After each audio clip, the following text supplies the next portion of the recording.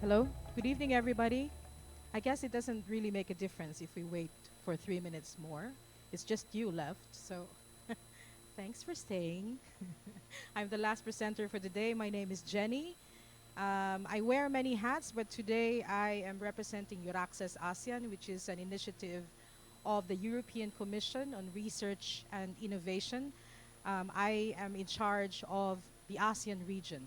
Normally, the operations of Euraccess in ASEAN involves Vietnam, Thailand, Malaysia, Indonesia, and Singapore.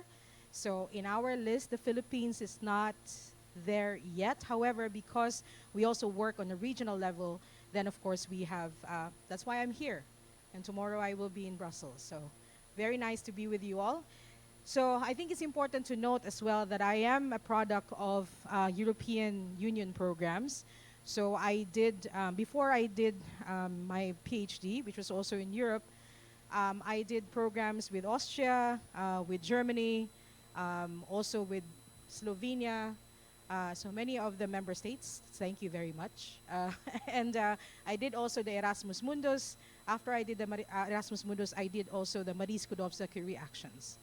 And so my goal today is to share to all of you about opportunities after your Erasmus perhaps, and even beyond that. Okay, so just a few slides on who we are for those of you who don't know about Euraccess. So as I said, it's an initiative of the EU. We offer information and support for researchers wishing to pursue their research careers in Europe or with European partners. So if you can see here, the European research area is more than the member states. So you can see there, for example, Albania, which is part of the European research area. Switzerland is also there. The United Kingdom is still is there. So it's really a great opportunity, to do your research, innovation, and even further studies. So for us in Euraccess Worldwide, we are not just in Europe or in ASEAN, we are also in different parts of the world. So there are opportunities to collaborate as well beyond beyond the European research area, because of the presence of Euraccess in different areas. So just to give you an idea of the things that we do, first of all, there is a job and funding portal. So we have a daily listing of research jobs, fellowships, and funding offers in Europe. The last time we checked, there are about 13,000. It could go maybe more this time, especially since the Erasmus Mundus master's programs are now open until January, so there might be more opportunities there at the moment. The other thing is we have a partnering tool where you can find a research partner. So if you represent the institution, for example, my favorite Wesleyan University is here, you can go there, and I hope many of you have already done so. You can search for thousands of individuals, research organizations, and businesses even among network members. And if you are one of those researchers, you really want to go to Europe, but you don't know who to approach, you don't know, an advisor that can help you, there is also what you call as a hosting database. So if you're looking for a host, a research institution host or an education host in Europe, you can also go to our website and then try to find your match there. Apart from that, we provide information on living and working in Europe. For example, for taxation, if you can bring, for example, your partner with you, or if you have kids, you can also bring them with you. So information about that, about insurance, about finding accommodation, it is all in the Euraccess platform. So the assistance is personalized, and it's of course free of charge. And there's a network of national experts to facilitate research collaboration. So essentially, really, we want to make sure that you have a full, life when you are in Europe. Apart from that, at any time of the year, we also have information sessions, and all of them are free of charge. In different cases, we also provide certificates if you need them.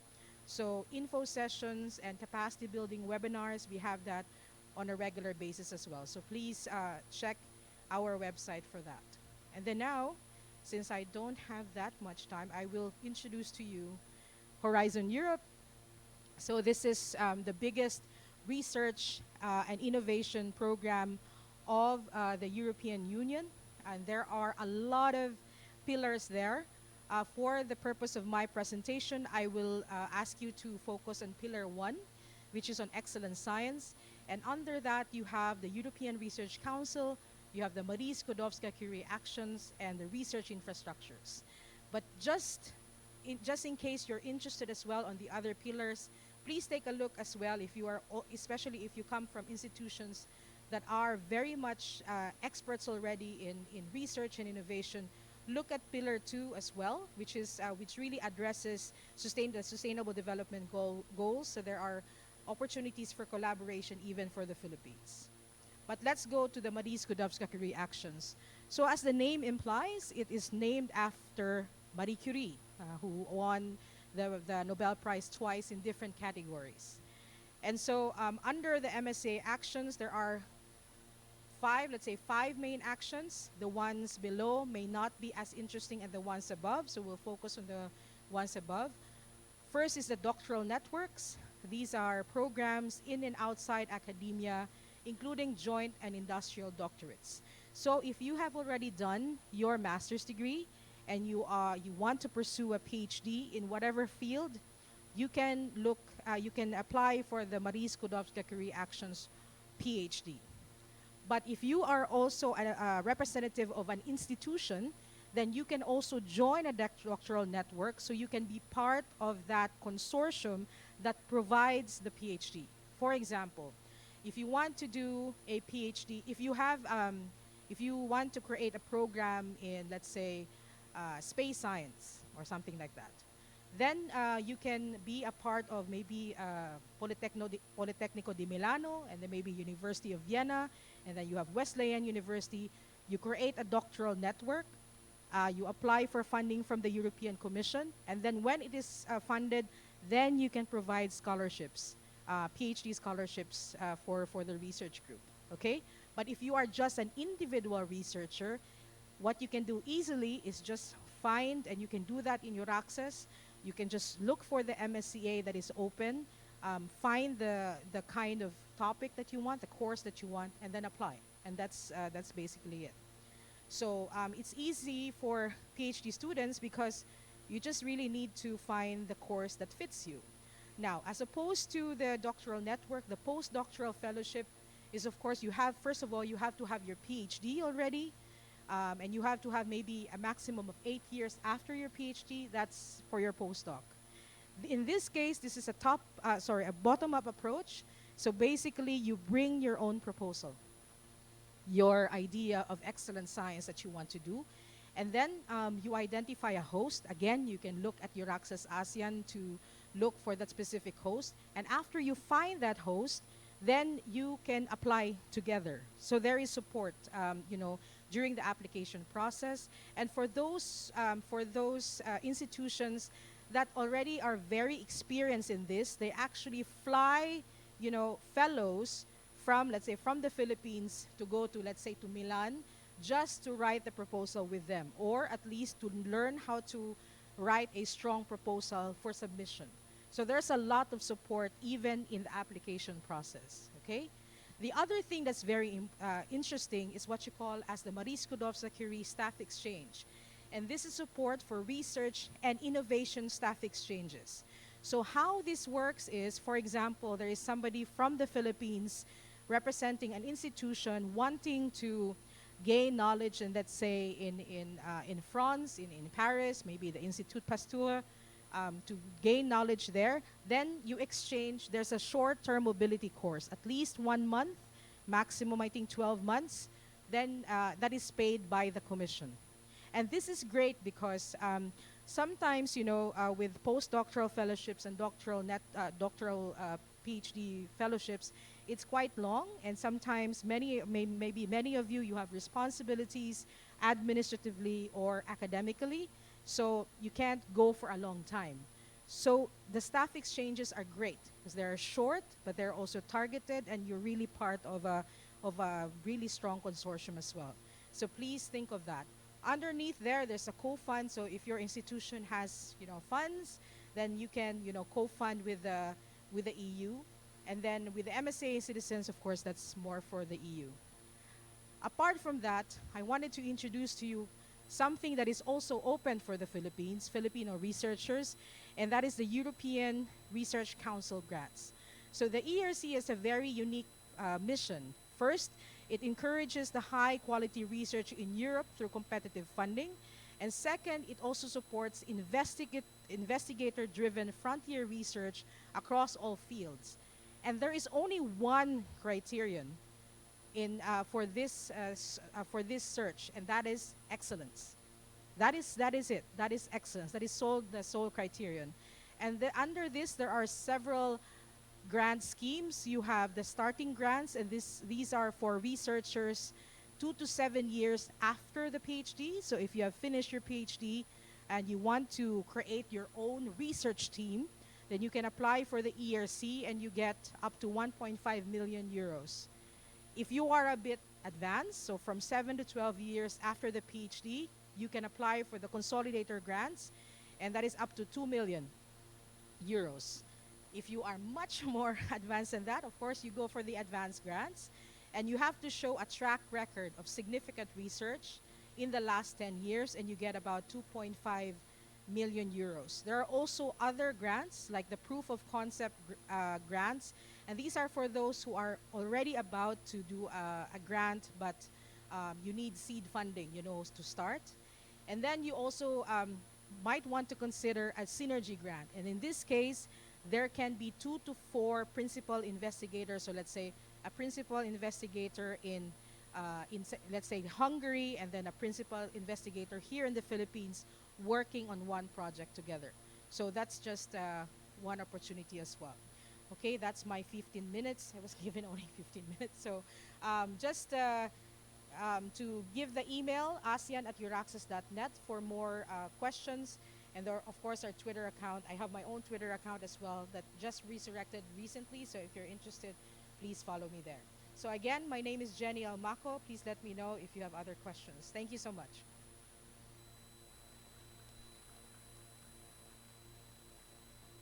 Any questions, please? I don't know where dinner is. Sorry. Yes, please. No, I haven't. Only for a visit. Yeah, no, I was there because it's my favorite. That's why. But don't tell the others. Okay? That's just our secret, right? Yeah. Many memories there. We did a short course, but I didn't graduate there, so I can't claim it. Yes, please. You have a question or just okay? Sorry. Any other questions, please? Yes, please, please.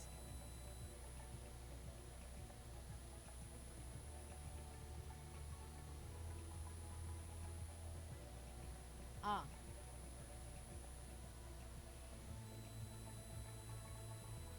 okay. That is actually, I think this morning there was a talk on Erasmus, right? So you have a program which is outside of Horizon Europe called Erasmus Plus. So I think you know about Erasmus Mundus, which is the master's degree programs, but Erasmus is actually more than that. And one of the programs under Erasmus Plus is CBHE, the Capacity Building for Higher Education. Under this, there are opportunities for mobility, and this is short-term mobility between students. So it's not like the full master's degree. It could be like undergrads, going for one semester or a few weeks. And there are also grants for professors like you to do like a training. I'm actually doing that in 2 weeks. I'm going to Banat University, which is a partner of Wesleyan University, and I'm going to teach there for 1 week. Actually, 5 days even, 5 days. So that's possible. So what you do is your institution has to apply with a consortium, and then under that you agree that as part of the project you do a mobility between students, or in your case among professors as well. So during the planning process, if you can tell them, I'd like to really do a mobility, I want to do it in this way. At the same time, I want to publish. You can also publish there. That's possible. No, no, no worries.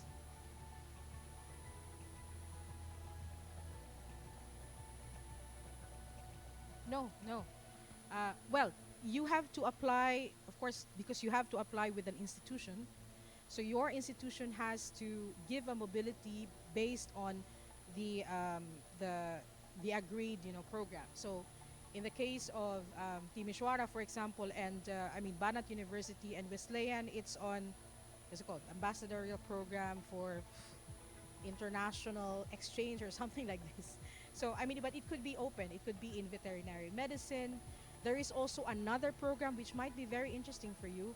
It's under Erasmus Plus. It's called the Erasmus Mundus Design Measures, and this fund is for new ideas for a master's degree.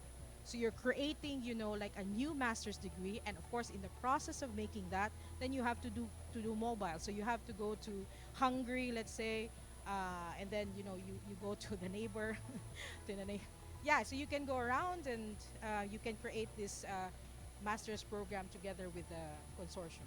So it can be funded. Even the plan of just designing a master's program can be funded. And once you have the master's program, that can also have mobility as well. So if under Erasmus Mundus, your institution is a partner, then your institution, once if you agree in the program, then you can also go. So let's say if you have a master's program in international studies, then there is a component there for mobility of professors, then you can do that, of course. And that's funded again by the European Commission. So there's a lot of opportunities there that you can create. Any questions, please? Attorney Darren? Question? Attorney Darren has not, you have not got, you should go because there are opportunities for Wesleyan University. Ah, okay, the Masters of Law program. Yeah, of course. That's under Erasmus Plus. And Amundus, yeah. Yeah, Erasmus Plus is the bigger program. So there's Erasmus Plus, you have capacity building for higher education, you have Jean Monnet Actions, you have Erasmus Mundus Design Measures, you have the credit facility, and then you have Erasmus Mundus. So it's a big program. There's a lot of opportunities actually for all of you to become part of it. So it's not just the master's program. So please take a look as well at Erasmus Plus, not just Erasmus Mundus, because there are a lot of things there as well. Yes? Any other? Yeah. I'm being told that my time is up. So, but yeah, please get in touch. I just wanted to show you this one. So there are two of us in the region. Apart from myself, there's Dr. Susan Ranzo-Vasu, who is in Singapore.